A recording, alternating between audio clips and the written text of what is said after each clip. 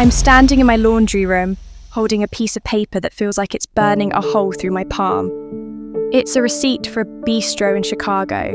The date is from last Tuesday. My husband, Mark, told me he was in Seattle last Tuesday. My heart is thumping against my ribs so hard it hurts. I want to believe it's a mistake, but the name on the credit card slip is his. And the table? It was booked for 2. Mark and I have been married for 7 years. We have a house, a golden retriever, and plans for a baby. He's a consultant, so travel is normal. He's the perfect husband, kisses me every morning, sends "I love you" texts at lunch. Everyone in my family adores him, especially my younger sister, Sarah. Since her divorce last year, Sarah has been leaning on us a lot. She lives 3 states away, but she's always on FaceTime with us. Mark is always so patient with her. He even helps her with her taxes and career advice. I thought it was sweet. I thought I was lucky. I don't confront him immediately. I've watched enough true crime to know that if you show your hand too early, they'll just hide the evidence better. I wait until he's in the shower. I feel sick to my stomach, like a criminal, as I pick up his phone. I check his texts. Nothing. His call logs? Normal. Then, I check his Google Maps timeline. The screen shows a red dot in Chicago. For the last 6 months, every time he's had a Seattle or New York trip, his phone has spent the night in a quiet suburb just outside of Chicago. I zoom in on the address. My blood turns to ice. It's not a hotel, it's an apartment complex. It's Sarah's apartment complex. I spend the next 3 days in a daze. I'm a ghost in my own house. I watch him eat breakfast. I watch him laugh at a joke on TV. I'm looking at a stranger.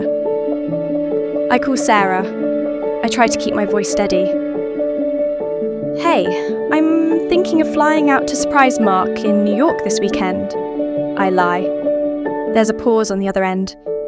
A long, heavy silence. Oh, he's in New York? I thought he was slammed with work, she says. Her voice is high-pitched. She's a bad liar. She's always been a bad liar. I hire a private investigator. It's expensive, but I need to know. 2 days later, I get an email. It's a photo. It's Mark and Sarah at a park in Chicago. He has his arm around her. She's laughing.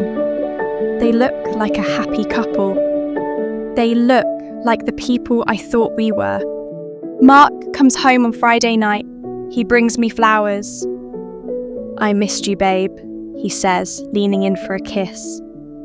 I step back. I lay the bistro receipt, the GPS screenshots, and the PI's photos on the kitchen island. I don't say a word. He looks down. I watch the colour drain from his face. It's a slow, terrifying fade from tan to ghostly white. He tries to speak, his mouth opening and closing like a fish. I can explain, he whispers.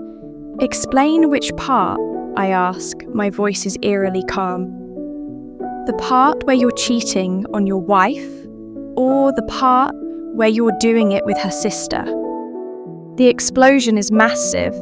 He cries, he begs, he claims it just happened because she was lonely and he was helping her. My parents are devastated. They've gone no contact with Sarah, but the family is fractured. Sarah sent me a long email blaming me for being emotionally distant. I didn't read the whole thing. I blocked her. I thought the worst part of my life was over. The divorce papers were signed, the house was sold, and I was ready to never look at Mark or my sister Sarah again. But then I get a phone call from Sarah's best friend. She's crying. She says, "You need to know the truth about why they were together in Chicago. It's not what you think." I meet her at a coffee shop.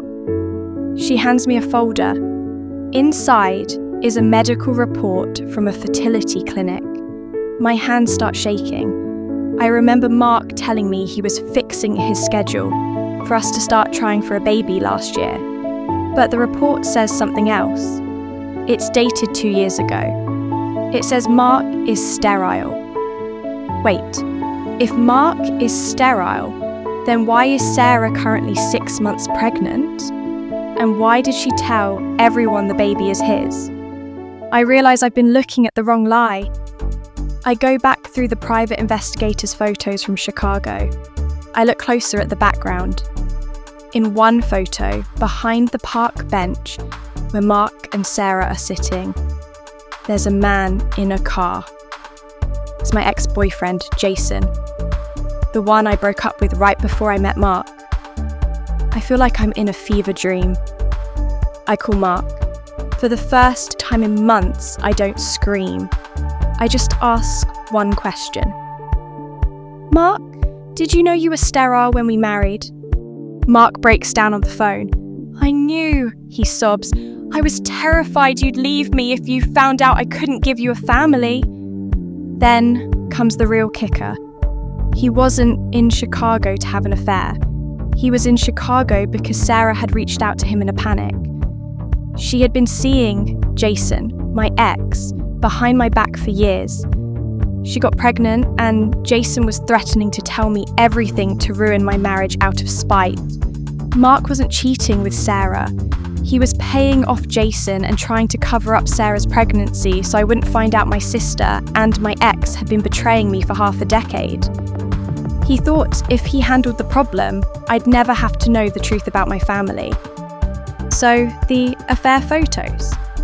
That was Mark pleading with Sarah to come clean.